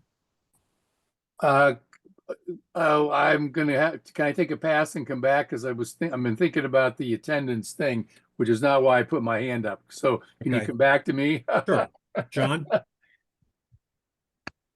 Yeah, and also I've had my hand up since the last time Joe talked, so it's my turn. Okay, well, he's in the on my screen, he's in the box next to you. Reach over and smack him. Pow, pow. There you go, Joe. I want That to hurt. ask That hurt, about John. That hurt. I want to ask about the White Sox, as I'm sure we all do. Richard, what is the long-term prognosis of Luis Robert as a White Sox? I mean, he's probably the best player on the team, right? But I say he was not good last year. Yeah, I mean it's up and down. He wasn't good last year. If they thought they could have gotten something for him, they would have traded him in the offseason. The prognosis, but he was injured too. That's the other thing. I mean, the Sox have just become, out of nowhere over the last 5 years, it's that you're afraid to watch these guys walk to first base in fear that they're going to get injured. But it's just every year has been like that. But he got injured last year. He was doing well, and he got injured about 3 or 4 weeks into the season. And it was like, okay. And when he came back, he never he healed defensively, but progressively over the season, his hitting got worse and worse and worse. And so the thinking was, they've still got him tied to an expensive contract, but now, like with options, at any point they can just kind of cut him off. Although it's like if he plays as well as he played in 2023, the price is really reasonable. If he plays like he plays last year, the price is way too expensive. And so what happened is they did try to deal him in the offseason, and I just think they felt that the offers weren't a reflective of that there's still a thought that he'll be a good player. Maybe not the one he was in 2023, but he was good defensively last year. His defense is solid. So if nothing else, you've got somebody who can field, and he's he's healed, he's ramped up, he's had a terrific spring. He homered yesterday, he homered today. And so what's probably going to happen is they're probably looking at midseason. In other words, he's going to go out there. What they're hoping he can do is show he can play, stay healthy, come back to the level he was, or reasonably at the level he was a couple of years ago. And then, if he's like that, because the also thing is, I think the options carry width. So I mean, I don't think if you trade him, I don't think you're tying anybody into like a deal where oh my God, you're stuck with, if he's a bust, you're stuck with him for 2 or 3 years. I think the options are just team options, and so potentially they could argue that, hey, you've got somebody who, if he plays well, you've got him under control at a reasonable price for like 2 more years. I think he's signed till 2027. And then, so they could pitch it that way and get the prospect. So I think that's what they're looking for. They're looking for him to recover, to be a real good player, probably end up being the White Sox All-Star representative, and then he'll be traded either before the All-Star game or just after the All-Star game for prospects. I think that's what they're looking at. I think and it's also a sign, if they really thought they'd be competitive before then, they might hold on to him, but I don't think there's any belief they're going to. And then the other factor, I threw it as like the last little sly comment on my slides, but there's still a good chance there's going to be a lockdown in 2027. And a part of me thinks that the White Sox are building or looking to build in such a way that when the lockout is over, they'll come Yeah, back. don't say lockdown. I don't think any of us want to see one of them again. Yeah, lockout. Lockout. Lockdown. Hey, I'd lock down that team. I don't care. Okay. Thanks, But I Richard. mean, that's really what they're talking about. And like it worked. And the model is Garrett Crochet, where they held out. They weren't getting the offers they wanted. They couldn't get position players back for Crochet. People kept pitching, pitchers at them. And they finally, said, okay, we're not going to trade him mid-season last year. They held out. and they cut down his innings to make sure he didn't get hurt.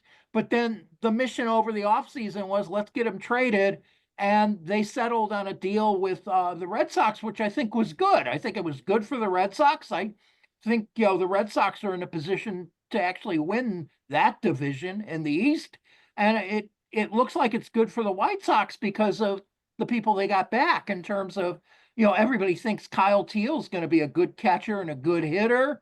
They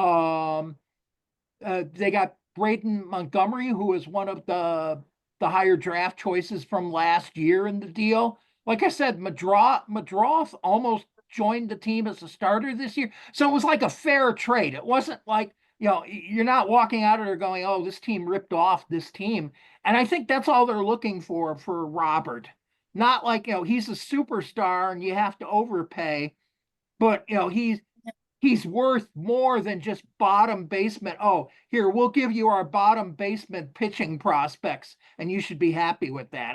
They don't want that either. I think for Robert and the deal he has, and and the way he can play, they should be able to get at least one good prospect for him. So I think they're just going to wait until we'll see how the season shapes out. And assuming he stays healthy and other people get injured, that may dictate who they can trade him to. Okay, thank you. Joe, you figured out Yes, what you want to say? yeah, And then we'll go to Stu. yeah, I've recovered from John's digital smack, and he helped me remember my question. And Gary, it's actually aimed at you. As a Yankee fan first and a Cleveland fan second, a name that's not come up in the conversation so far for the Tigers is Gleyber Torres.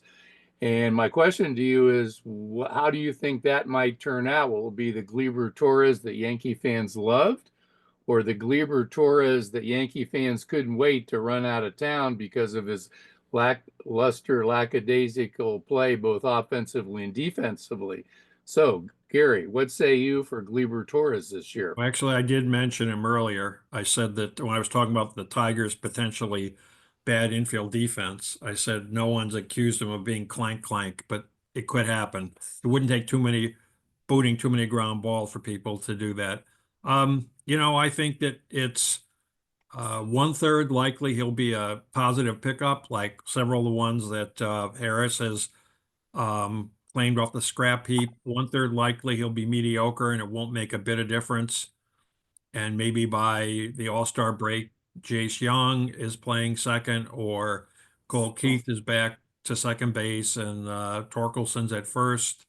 Or maybe if Kevin McGonigal really rips it up the first half of the year, he could be playing second base in the second half. And then I think 1/3 he's Gio Urshela. I like the idea of getting something for nothing. Now, in this case, he got 15 million or something. No, he didn't get that much, right? I don't remember. It was north of 10. I remember that. Yeah. I like the idea of getting something for nothing, but I think at the point you really want to play with the big dogs, you want to jump off the porch and run with the big dogs, you got to be prepared to just spend the money to address your needs when you have them. You think he could be flipped at midseason? Oh yeah, I think so. If he plays well, sure. Because the Tigers, between Torkelson making a comeback and Young, Stan says that Aaron Boone said Gleyber runs the bases like he's invisible. Well, that's when he runs. Yeah. Partly, the Tigers have plenty of options. Most of the Tigers, I think analysts project McGonigal as a second baseman in the long run. And then, of course, they've talked about Jace Young at second base. And Colt Keith, was playable last year. He wasn't great, but he was playable. And they could, if Malloy or Torkelson starts out hot, they could end up with Malloy or Torkelson at first base and Keith at second if Torres doesn't play well. It will be interesting, my friend. Yeah. Stu, you've been patient. Thank you. Since we strayed a little bit onto something else, I'm going to do it a little bit here. 4 SABR members who were on this call, or at least if they still are, Daryl and Ed and Bruce is here. Just want to mention 6 days ago, we were at the Civil War Roundtable in Minneapolis, And Bruce came up from Chicago and did a super presentation on baseball during the Civil War. And if we're ever looking to do a joint meeting again with this group or some combination of it, and if Bruce were willing, I would suggest the Zoom call and asking Bruce to do that presentation again on baseball during the Civil War. We can't pay him the big bucks that he got from that group for coming up, which I think was a $25 meal. We can't even pay him that, but just for something. And these things are great too that we've been doing a few times a year. But I think we ought to ask Bruce, was I maybe I'm doing now, about doing that presentation. But certainly, I would be interested. By the way, I looked up Torres. He did get 15 million. Okay. It's not chicken feed. It's No, also it isn't. not something that's going to cripple the club. I like Stu's idea as a Civil War enthusiast. I would love to see that happen, Stu. I think that'd be And great. maybe we should actually ask Bruce. How's that sound? Why? Well, I got just sign him up. Come on, it's the You new just world want to order. volunteer. I got a meal and a beer out of it, Stu. So Okay, throw the beer in, then and you're I'm really going to be underpaid here. Yeah. Okay, so It has to be good beer. it's 9:04. Let's we're in the home stretch. Who else has got something they want to say? Mitch, you got something you want to say? No. Oh, Gene, were you waving because you want to say something? Yeah, I can. I mean, if Yeah, I please go ahead. Yeah, I'm just real excited about the season this year, and I don't want to look ahead to think about what's going to happen with the owners and the players and things like that. I think this season is going to be really fun, and the AL Centrals should be really fun, and just seeing if anybody can upend the Dodgers is going to be interesting. I think I haven't seen one publication or prognosticator that is talking about the Diamondbacks, but the Diamondbacks or I think are going to give them a run for the money, within their division. So anyway, just looking at each division is kind of fun to prognosticate. So I'm just excited about it.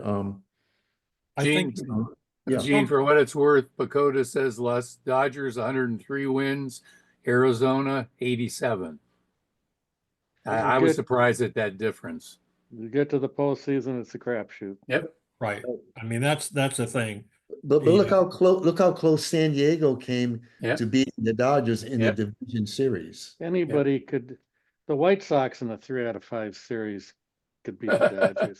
They could. It's like tossing a coin with different odds. The shorter Well, the series, the more unpredictable it is. Yeah. Yeah. And I mean, we're watching that this weekend with college basketball. They're all essentially single elimination games. Anything can happen. Right. Right. And that, I think, is the regrettable lesson baseball learned from the March Madness, is that fans crave surprise, they crave excitement. They don't necessarily care if the best team won. Only one set of fans cares that the best team didn't win. Everybody else cares that their team won. And so the way baseball has chosen to even out the economic disparity between the Red Sox, Yankees, Cubs, Dodgers, etc., is to, okay, you guys can pretty much spend your way into the postseason. I know you can't guarantee it, but you can make it highly likely. But once you're in the postseason, if Pittsburgh makes it, or the Padres make it, or the Guardians make it, they can knock you off. And so, and this is exactly, to me, it establishes competitive balance in sort of a bass-backward way, but it worked. I mean, it's working in terms of the fans haven't given up because some teams are outspending God, and other teams are subsisting on table scraps. Alan, you've spoken before. I'll come back to you, but I want to give Robert another chance. Thank you. Someone mentioned 87 wins for the Diamondbacks. In 1987, when the Twins beat the Tigers and then went on to win the World Series, they had exactly 87 wins for the regular season.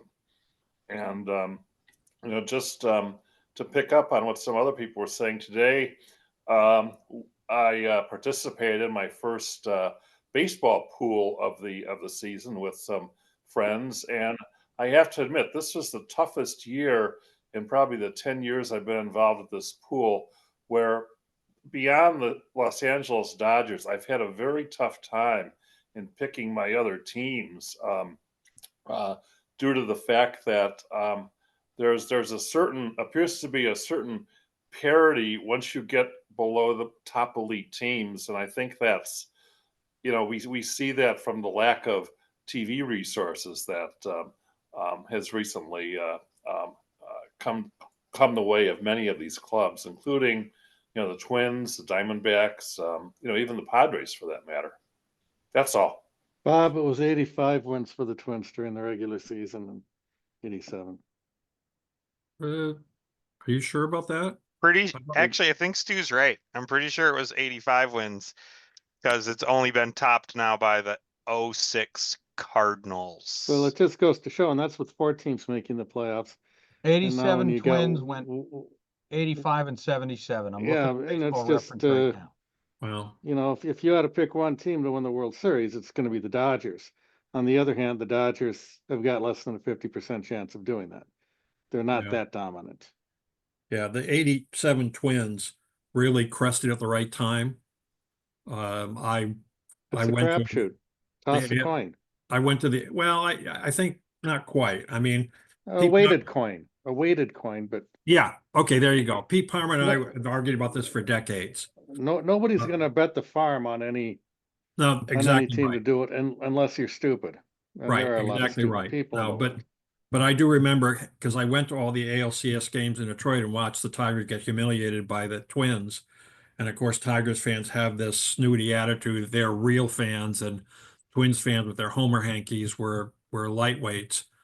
And my attitude was, you know what? This is a good club. This is not the 85 win full season club. This is a really good club that crested it late in the year. And they humiliated the Tigers and went on to win the World Series. And that's the way the game is played now. Alan, you have been patient. Please speak up. I got a question for the group. What does everyone think about 2 teams playing their entire seasons in a minor league park this year? Good point. Good point. I thought about that today when I was reading Ken Rosenthal's take on the Marlins, who are essentially a minor league club or 4A club masquerading as a major league club. I was thinking, that's true. That means we got 3 minor league clubs this year in Major League Baseball. We got 2 of them minor league parks, and we got a third one that's a minor league team by its roster. I don't think it's good because there's no guarantee the Athletics will be in Vegas, period, and no guarantee they'll be in Vegas in 3 years like they're supposed to be. And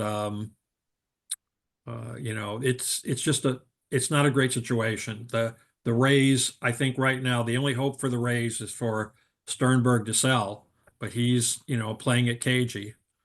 I sort of can't believe that he and the Rays don't have the money. They could have taken the hit from the storm and still made a lot of money in the gas plant district and had that beautiful ballpark that they had all set up. But I think what it is they just thought the county would roll over for them, and they didn't. They thought ultimately when push came to shove, yeah, okay, we'll cover the overruns, and they didn't. Now they're in trouble. Now they're in real trouble. And playing in a minor league park is just a statement that I don't think Major League Baseball likes. I'm kind of fascinated by the fact that there are reports coming out that they're trying to force Sternberg to sell. And, I wonder what kind of precedent that sets, because I know a lot of Pirates fans, and they're going, the Rays have been a far better run team over the last 20 years than the Pirates have. Why haven't they asked Bob Nutting to sell? That's because no one cares about the Pirates except a small number of people in Pittsburgh at Permanis. Although it is a really pretty ballpark. It is. Although when we were talking about Progressive Field, it's a lot easier to be pretty cozy and really charming when you have 38,000 seats or 37,000 seats than if you have to have 44 or 45, right? Mm-hmm. That was, I mean, I'm not criticizing. I love PNC. I love PNC. I love the Jake. But the fewer number of seats you have, the easier it is to be charming and memorable. Because the extra seats you add aren't generally, they aren't pretty, and they take the ballpark away from that kind of intimate feeling that the fans really crave. Yeah, John says bring in promotion and relegation. I would like to see that, but it's a pipe dream in baseball. It's never going to happen. MLS isn't even doing it. Hey, some soccer level is though now. Yeah, in but the that's US. not Major League Soccer. Supposedly it'll try to compete with it. I don't know. Yeah, we'll see. Yeah. All right. Vince has posted a link to an Onion piece, which I have not read, but I'm sure it's good. Mitch, you have your hand up. Yeah, I just wanted to know what some of the thoughts were with the ABS system, the automatic balls and strikes. I was at spring training last week, and I've never seen more people cheer umpires than when somebody would appeal a ball or strike and they would put up on the scoreboard, and people were like going crazy when the umps were correct. So I actually think this is going to help the umpires' credibility because they're mostly right, but it's not going to be used in MLB this year, but it was at spring training last week. Anybody have any thoughts about that? I know it's been used at AAA, I think, for the last 3 years. I don't loved it. understand why, makes sense that they're not gonna put ABS at the major league level until it's really, really, really reliable. But if they talk about doing a challenge system, well, if you got it that reliable that you're gonna rely on it for a challenge, then why wouldn't you do it every time? Or some combination where somebody can pat the head. It's fun, it's a novelty. The Saints have had it. It's a novelty a few, 5 times a game. I don't know if that'll wear out, but it still doesn't make sense. If you've got it to the point that it's reliable enough that you rely on it for a challenge, that they call the ball and the pitcher pats his head and they look at it and they say it's a strike. If it's that damn reliable, why don't you just use it every pitch and forget the challenge? I will tell you from spring training, my experience with it is it's really well done. It's just, I mean, it happens quickly. They show it up on the scoreboard. You're right. The fans are absolutely involved with it. It becomes an actual something that the fans can kind of look forward to.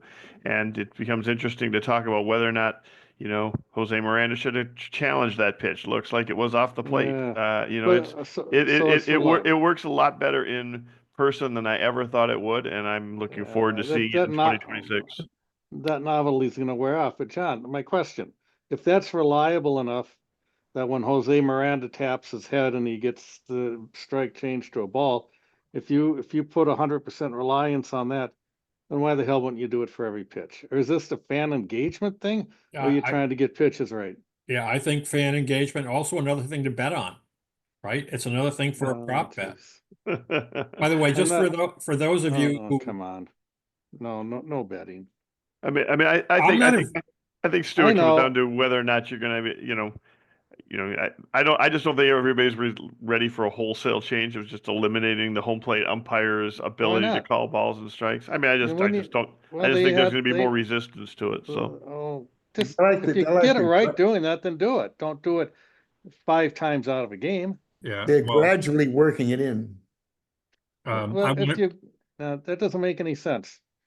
I want to be got it clear. Reliable to go the whole way with it, unless this is just turned into a pinball game and it's all about fan engagement and nothing to do with playing the game. Which I know, you've already mentioned that's the way it's going anyway. I want to clarify something when I mentioned prop bets. I'm completely against prop bets. When betting became legal 3 years ago, my teenage son was asking me about it, and I said to him, I'm not against betting. People are going to do it. But there's a big difference between betting on who's going to win the game or who's going to go to the World Series than betting on whether the next pitch is a ball or a strike or whether the hitter is going to get a base hit or something. I said prop bets are going to ruin more kids' college funds. They're going to drain more kids' college funds and ruin more marriages and families than anything else. For up to me, I would make prop bets illegal. Well, I overreacted when I heard betting. I don't even want to hear it.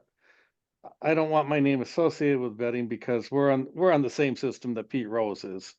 And I don't even like talking about it. I don't even use the term, I bet you a nickel that this is. It's just, I'm super sensitive to it because I could get booted out of things too.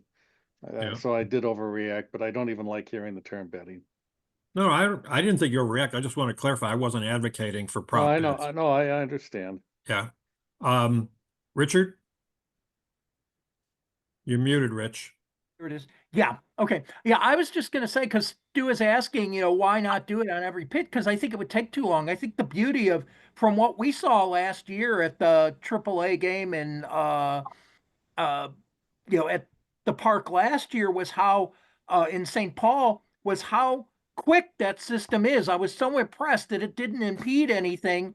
And it, like you said, most of the time the umpires are getting it right. So it shows, that in most cases the umpires are getting it right, but there's still the option for if you think there's something really egregious, because umpires are human, maybe they miss it. There's still that opportunity to recover. I No, like the that's keeps not the what game. I said. I'm sorry, Richard. I got to clarify.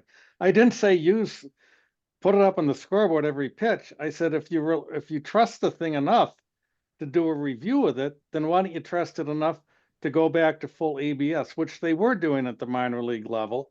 We had games with full ABS. They worked just fine. I'm saying forget a review. Just let the ABS call it. And if you're saying it's not reliable enough, then don't use it for the damn review. That doesn't make any sense. So is the full ABS quick? Oh, yeah. Well, yeah, it is. You don't even notice okay. the difference. I wasn't sure. That's what I wasn't sure about how. No. It goes in an umpire's ear, and the umpire makes a strike or a ball call. Oh, okay. Yeah. So why? Okay, I wouldn't object to that. Yeah. No, that's what I'm saying. Go full ABS. Not stop for 10 seconds after every pitch. Just and if you're saying it's not reliable enough for that, then don't bring it up as a challenge. I think part of the thing is the CBA with the umpire association. They've got to go through that process, and that may be a difficult one to go through. Could be, but I mean, are they holding back because of that, or I think is so. this going to be a fan engagement thing? Geez, our minor league fans love this, seeing the thing on the scoreboard. Let's do it to death. Okay, we've got 10 minutes left tonight. Ed Edmonds, you hadn't spoken, I believe. Yeah.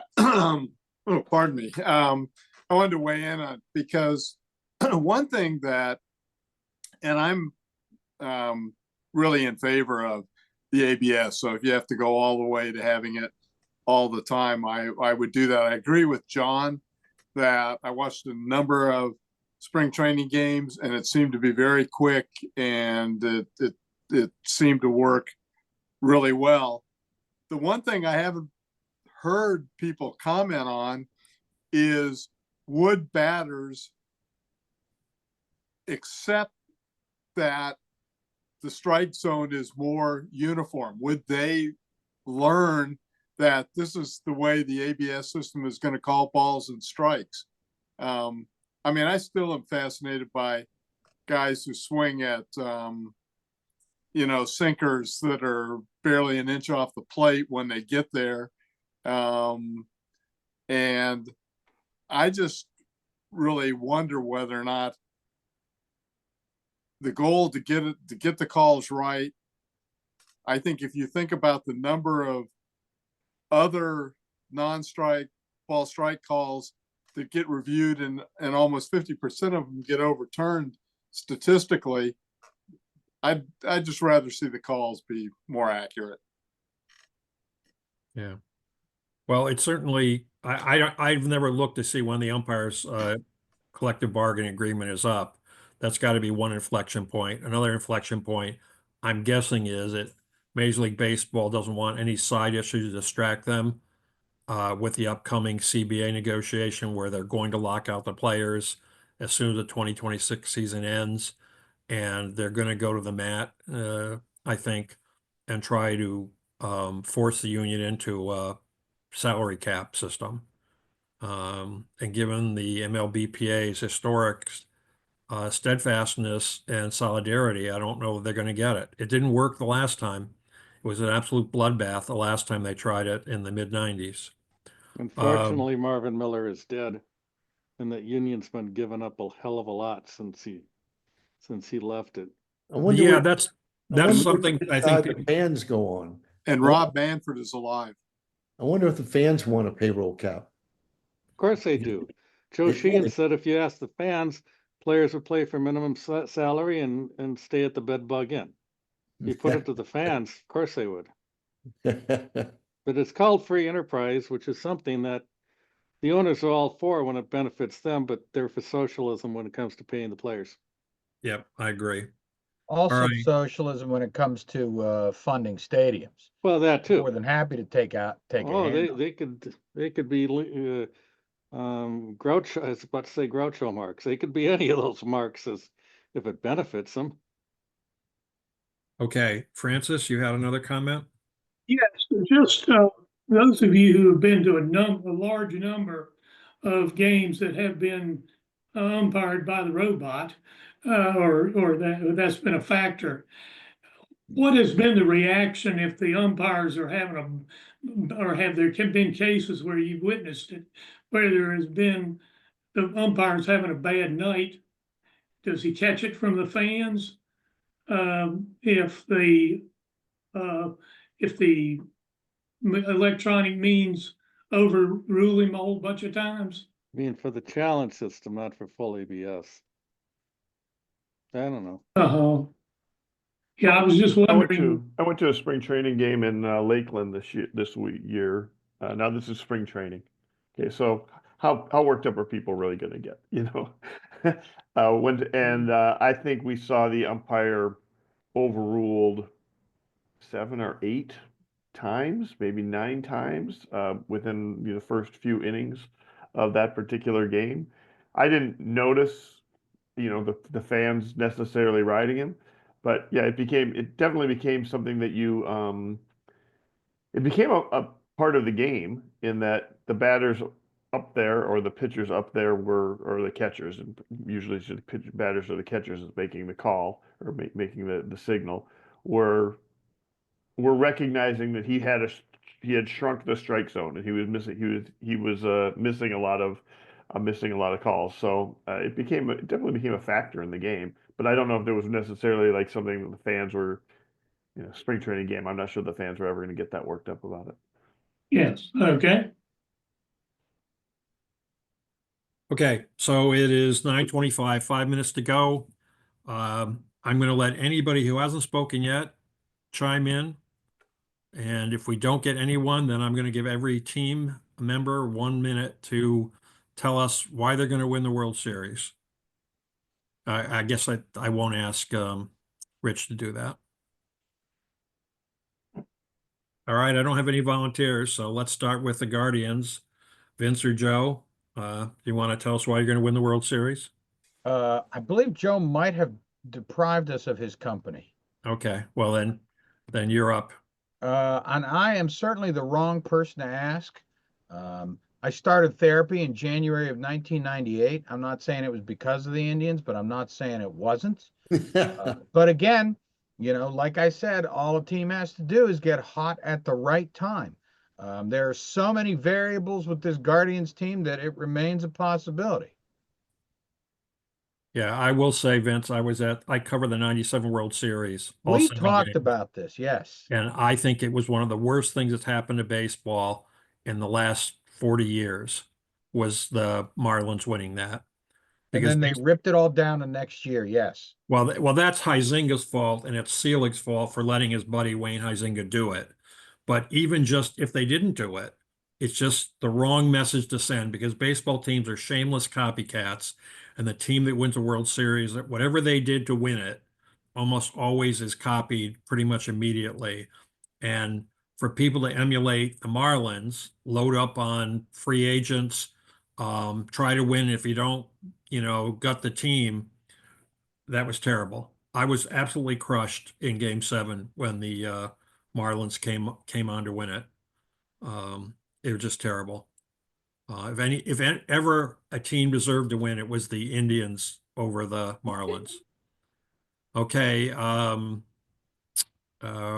Roger, you got a minute. Roger must have dropped out. Okay, I so was, I'm going to. I was crushed when the Marlins beat the Yankees in 2003.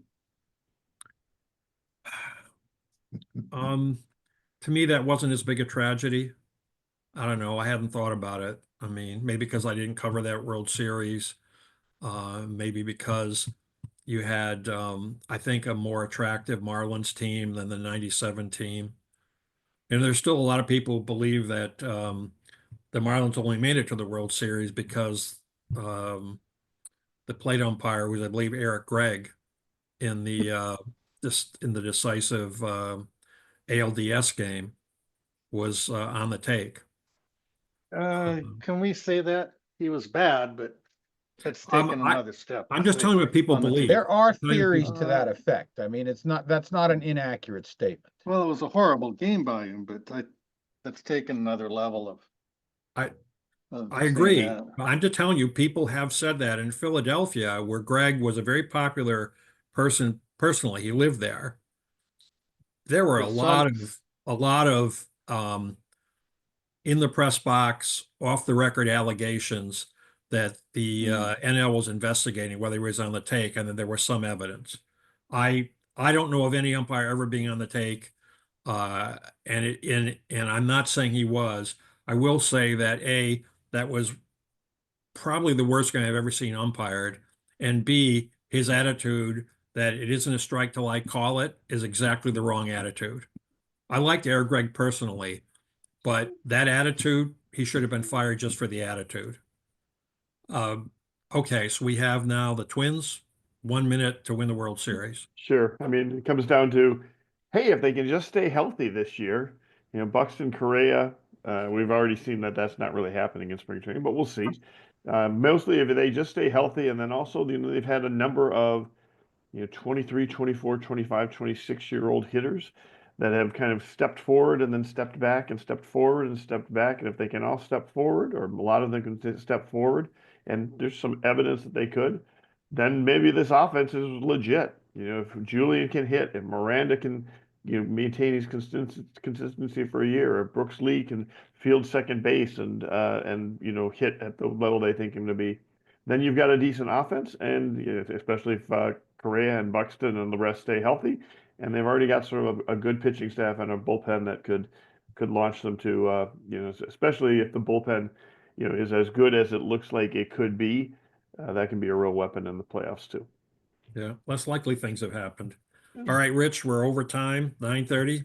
Make a quick comment and then we's out of here. Yeah, well, I'm looking forward to the season in general. I think we're in the most exciting divisional race. I think any of these teams can get in the playoffs. Not the Sox, obviously, but the other four. I think it'll be a real close race and exciting. And they represented very well last year in the playoffs, and I hope to see it this year again with whoever does get in.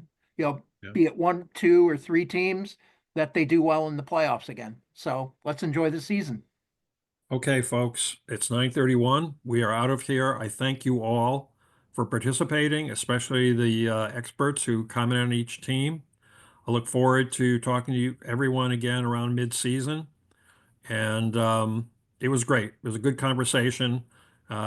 Randy, I want to read Randy's comment here about the Twins are going to win because he picked them every year to win the World Series since 1964 when he was 8. I would say that is a statement of a true fan, and I always appreciate true fans, true blue fans. Yeah. Okay, folks. Thank you. Thank you. Thanks, See ya. everybody. Thanks, everyone. guys. Bye. Good Have a good luck year. this season. Thank you. Bye, everyone. Bye.